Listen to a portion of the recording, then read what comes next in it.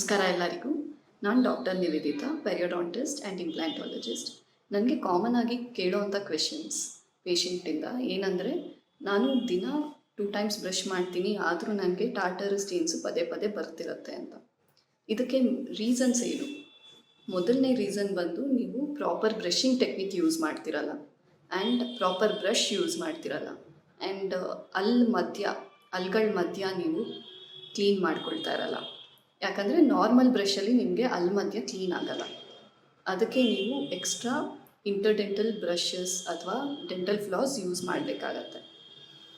ಇದನ್ನು ನೀವು ಮಾಡ್ತಿಲ್ಲ ಅಂದರೆ ಈ ಥರ ಪದೇ ಪದೇ ಟಾಟರ್ ಬರೋದು, ಸ್ಟೇನ್ಸ್ ಬರೋದು ಕಾಮನ್. ಯಾಕಂದರೆ ಮೇನ್ ನಿಮಗೆ ಫುಡ್ ಲಾಡ್ಜ್ಮೆಂಟ್ ಆಗೋದೇ ಹಲ್ಗಳ ಮಧ್ಯ.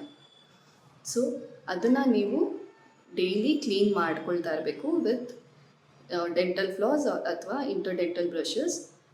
ಇದು ನಿಮಗೆ ಹಲ್ಲು ಹೇಗಿರುತ್ತೆ, ಅಲೈನ್ಮೆಂಟ್, ಹಲ್ಲು ಮಧ್ಯೆ ಗ್ಯಾಪ್ ಎಷ್ಟಿರುತ್ತೆ ಅದ್ರ ಮೇಲೆ ಡಿಪೆಂಡ್ ಆಗುತ್ತೆ ನೀವು ಐದರ್ ಫ್ಲಾಸ್ ಯೂಸ್ ಮಾಡಬೇಕು ಅಥವಾ ಬ್ರಷ್ ಯೂಸ್ ಮಾಡಬೇಕು ಅಂತ. ಇದನ್ನು ನೀವು ಒಂದು ಸಲ ಡೆಂಟಿಸ್ಟ್ನ ವಿಸಿಟ್ ಮಾಡಿ ಏನೇನಿದೆ ಕಾಮನ್ ಪ್ರಾಬ್ಲಮ್ಸ್ ನಿಮಗೆ ಅದಕ್ಕೆಲ್ಲ ಟ್ರೀಟ್ಮೆಂಟ್ ತೊಗೊಂಡು ಓರಲ್ ಹೈಜಿನ್ ಇನ್ಸ್ಟ್ರಕ್ಷನ್ಸ್ನ ನೀವು ಡೆಂಟಿಸ್ಟಿಂದ ಪಡಿಬೋದು. So based on your teeth condition dentist ನಿಮಗೆ ಯಾವ ಥರ ಇಂಟರ್ಡೆಂಟಲ್ ಏಡ್ಸ್ ಯೂಸ್ ಮಾಡ್ಬೋದು ಅಂತ ಸಜೆಸ್ಟ್ ಮಾಡ್ತಾರೆ. ಅಕಾರ್ಡಿಂಗ್ ಟು ದಟ್ ನೀವು ಫಾಲೋ ಮಾಡ್ಕೊಳ್ತಾ ಹೋದರೆ ನಿಮ್ಮ ಓರಲ್ ಹೈಜಿನು ಮೇಂಟೈನ್ ಆಗುತ್ತೆ. ಸೊ ಇದರಿಂದ ನೀವು ಮುಂದೆ ಆಗೋ ಗಮ್ ಪ್ರಾಬ್ಲಮ್ಸ್ನ ಮತ್ತು ಕ್ಯಾವಿಟೀಸ್ನ ಅವಾಯ್ಡ್ ಮಾಡ್ಬೋದು. Thank you.